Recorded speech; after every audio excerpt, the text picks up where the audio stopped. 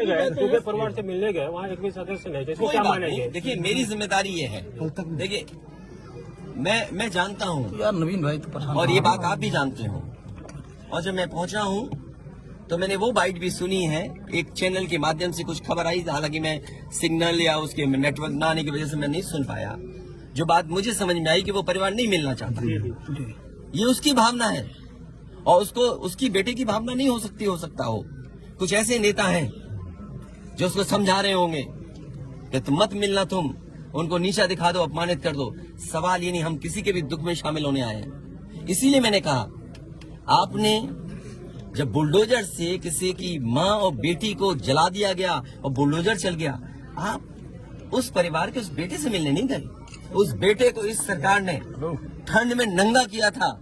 अरे हम तो कहते हैं उस बेटे से तुम क्यों नहीं गला मिलते हो जाकर, क्यों नहीं मिलते जाके सरकार? मैं आर्थिक सहायता इस परिवार की भी, और अगर वो परिवार कहेगा तो मैं उस परिवार की भी मदद करूंगा।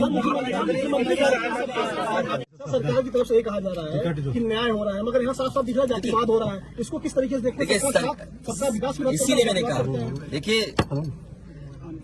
योगी की सबसे बड़ी परिभाषा यही है, जो दूसरे का दुख अपना दुख समझे। मुख्यमंत्री जी को किसी के साथ भेदभाव नहीं करना चाहिए, अगर वो मुख्यमंत्री उत्तर प्रदेश के हैं, और किसी भी घटना से राजनीतिक लाभ नहीं लेना चाहिए। अगर इस सरकार ने न्याय दिया होता, न्याय पहले दिन से देना शुरू किया होता, तो शायद हम लोगों पे भी दबाव नहीं बनता कि हम आते हो घर परिवार के लोगों से मिलते आकर। सर कांग्रेस के लोग कह रहे हैं कि आप बीजेपी को फायदा पहुंचाना चाहते हैं मध्य प्रदेश। देखिए सुनिए, ये बात भी कांग्रेस के मुंह से अच्छी नहीं लगती। सर यूपी में बदला लेंगे उसका? नहीं बदला की बात मत करो।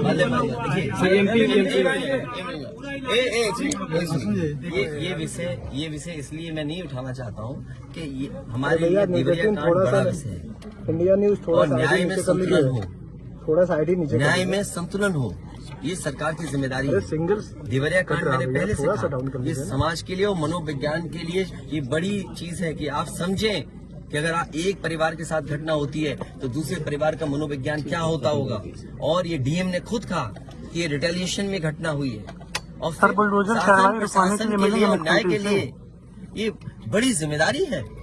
भाई शासन प्रशासन और न्यायालय के लिए क्या मामूली बात है? आज तक पता नहीं है कि घटना कैसे हुई। पहली, प्रेम यादव को किसने बुलाया? प्रेम यादव वहाँ कैसे पहुंच गए मोटरसाइकिल से?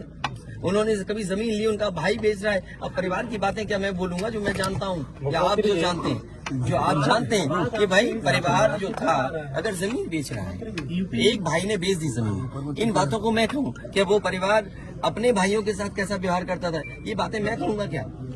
ये सब आप जानते हो। इसलिए मैं आपसे भी उम्मीद करता हूँ लोकतंत्र तभी मजबूत होगा जब न्याय मिलेगा, और न्याय की भावना होती सरकार की, तो खेतों में इतना कार्यकर्ता नेता नहीं दिखाई देता, ये जनता खेतों में नहीं दिखाई देती। अच्छा ये क्या है सबके साथ? अच्छा ये बेटा क्या जानेगा?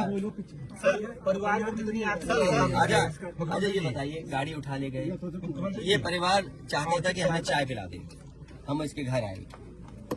आप बताइए, चीनी, चाय की पत्ती से लेकर कोई सामान नहीं ला सकते, पानी नहीं ला सकते। अरे किस बात के लिए सुरक्षा है? सुरक्षा तो इस बात की, इनकी जान की सुरक्षा होनी है। अगर इनको कोई जरूरत है तो सुरक्षित होकर के जाएं बाजार, और सुरक्षित होकर के बाजार से लौट के आ जाएं। ये इसका मतलब सुरक्षा है। सुरक्षा का मतलब ये थोड़ी कि घर को, परिवार को कैद कर दो, गाड़ी उठा ले जाओ, यहाँ से सामान ले जाओ। देखिए मध्य प्रदेश का भी मत पूछो, मैं आपसे कह रहा हूँ नहीं, कोई आर्थिक सहायता नहीं। ये परिवार अगर पढ़ेगा लिखेगा, जो पढ़ाई करना चाहेगा, जो मदद कहेगा मैं करूंगा।